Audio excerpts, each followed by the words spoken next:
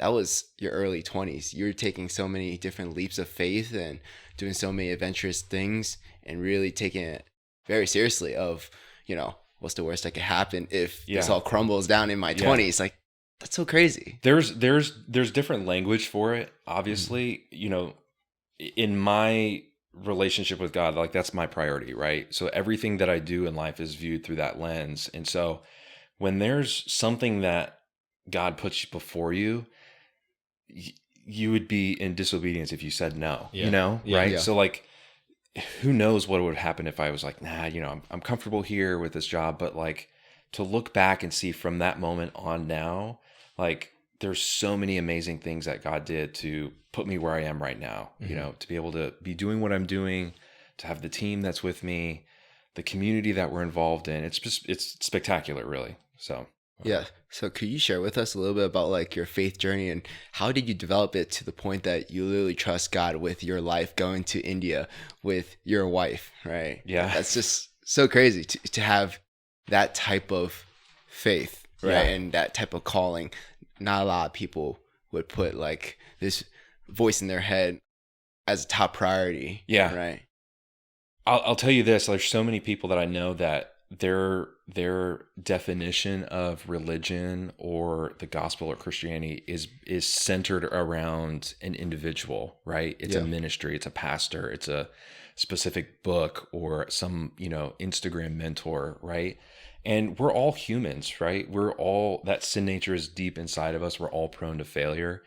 But when you really take ownership of your faith, where you're reading the Bible yourself, you're developing your own relationship with God and like developing that over time. And it just naturally progresses to where like, your relationship with your wife, like, I know you're married. I don't know if you're not married, no. But like, I love my wife, like with like my whole heart, right? I'll do anything for her, right?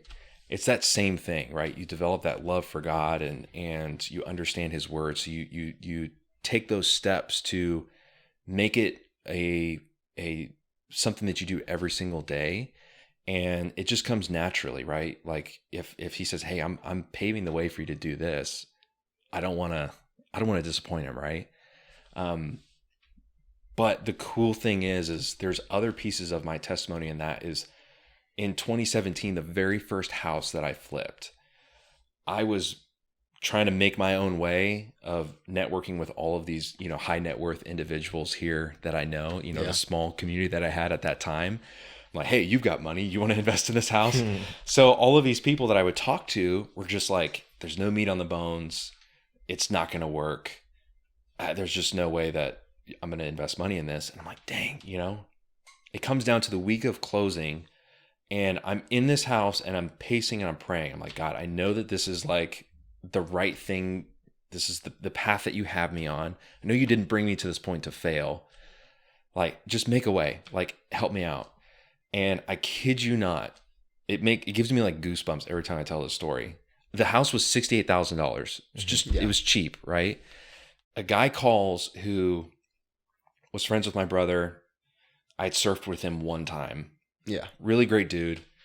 He's like, hey, I know you guys are doing real estate out in North Carolina. We've got some money that we want to invest. It's not a lot. It's only $68,000. Wow. Do you have something that you can put it to work with? And I'm like, yeah, obviously, I'm talking with my brother and, trying to get things worked out. You play it cool, like, yeah, we'll try to put towards something. But down inside, I'm like, that's a testimony to marrying business with my relationship with God, right? You think like, you go to work, you go to church, and those two things are separate. But like, dude, everything for me is just married together. So it's pretty cool to see God at work. And we continue to see an opportunity to be a blessing to our community with that.